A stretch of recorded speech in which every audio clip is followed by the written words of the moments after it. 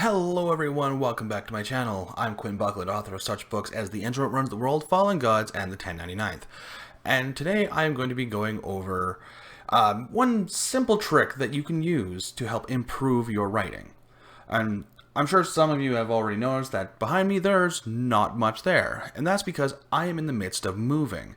A lot of my stuff has been packed up, and for the next few videos, there's not going to be a whole hell of a lot going on behind me, especially since I'm recording most of them tonight.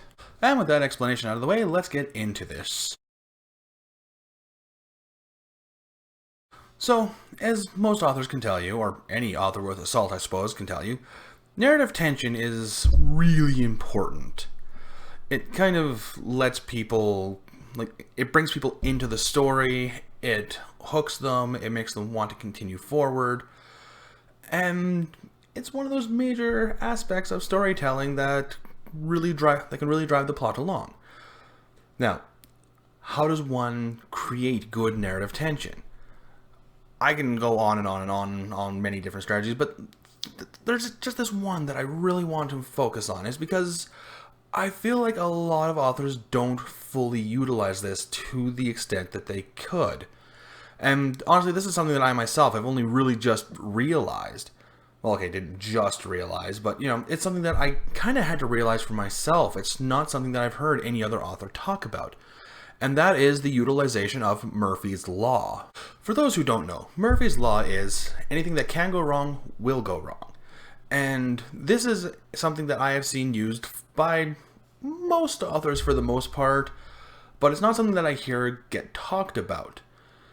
And I think this is something that should be addressed. I think it's something that should be talked about, especially because it is really important toward creating great narrative tension. Like, for example, I'm going to use the novel Gerald's Game by Stephen King. And one scene in particular. The main character, whose name has completely slipped my mind, it's not Gerald for those who don't know.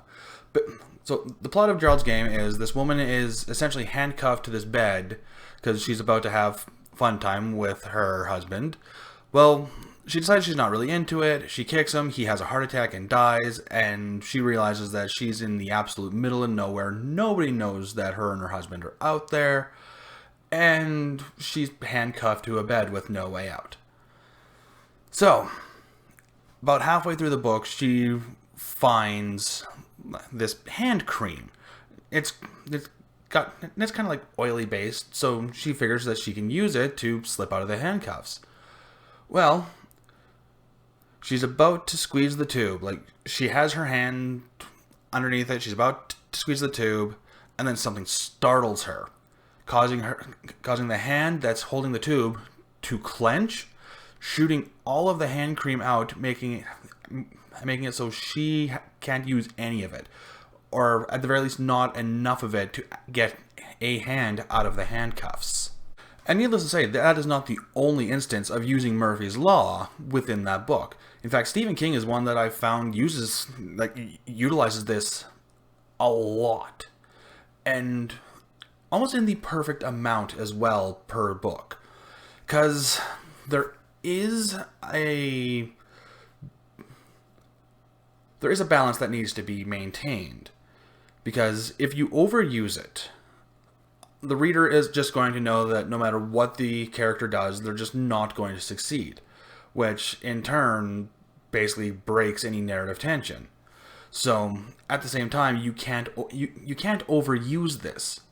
You have to sprinkle in some victories here and there, because otherwise, yeah, like I just said, you're going to remove any tension because they already know that they're not going to get out of it. But with that said, I would recommend using Murphy's Law within your books fairly often, because despite the possibility of breaking narrative tension, you also want to keep some of that narrative tension as well. And to do that, you will have to continue to use this. You just can't use it for every instance. But therein lies also another problem, and that is writing yourself into a corner. So many things end up going wrong that you don't really know how your characters are going to get out of the situation. Especially when it's like right at the very end of things and the characters are supposed to be able to get out. The last thing you want is for your characters to be stuck in this corner and be saved essentially by a Deus Ex Machina. So, with that said, it's important when using this to always have a way out. Plan out your character's failings ahead of time and figure out a way that they're going to be able to get out of it, because otherwise you are going to end up in that corner and you're going to have to use a cheap trick to get out, and you're not going to enjoy writing it, your readers aren't going to enjoy reading it, and it's just going to really take away from how good your book could potentially be. Ultimately, what it really all comes down to is we want to maintain the narrative tension. We want to drive the characters forward. And to do that, you're going to have to make things go wrong. Because if everything's going right, then nothing can really progress. Because your character is going to be completely uninteresting to read because, well, they're succeeding at everything. And nothing is more dull than watching a person succeed at everything. Sometimes that can actually be really exciting, but it has to be done in the right possible way. For most stories, I would definitely recommend using Murphy's Law, having things go wrong consistently with a few things going right here and there. Because otherwise, your story is just not going to be as interesting as it should be. And I suppose that's another thing that really needs to be addressed when it comes to using Murphy's Law. Because sometimes it can also come across as railroading. And the last thing you want to do is railroad your characters into doing something by having things go wrong. Your characters need to maintain a certain amount of agency. So with that said, as I said before, there needs to maintain a balance. So your characters need to be able to maintain some agency. Not everything can go wrong. You do have to have some things go right. Not often, but at key moments things have to go right. And somewhat often enough so that when things go right at the pivotal moment, it doesn't seem like the narrative is just trying to look out for them. In fact, I'd almost go as far as to say that the narrative in general should be trying to kill them, and it is your job as the author to try and stop the narrative from killing them. If you treat the narrative as a living thing that is actively trying to kill the characters, while you as the author are trying to save them, that can work. It's not a be-all, end-all, and it's not something that I would recommend newer authors to try and use. Although I'm pretty sure experienced authors would already have something of a general idea of that anyway. But regardless. What it all really comes down to is just trying to maintain that narrative tension. And if you can do that, if you can maintain that balance, you should be able to have your audience gripped throughout the entirety of your story.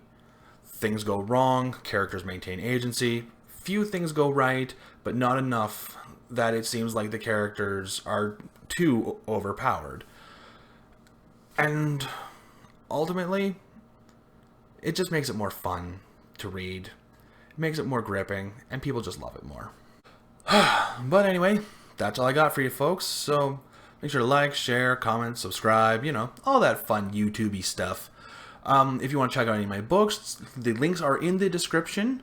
My latest book, The City What Rules the World, is available on both Kindle and paperback. And yeah, keep writing, folks.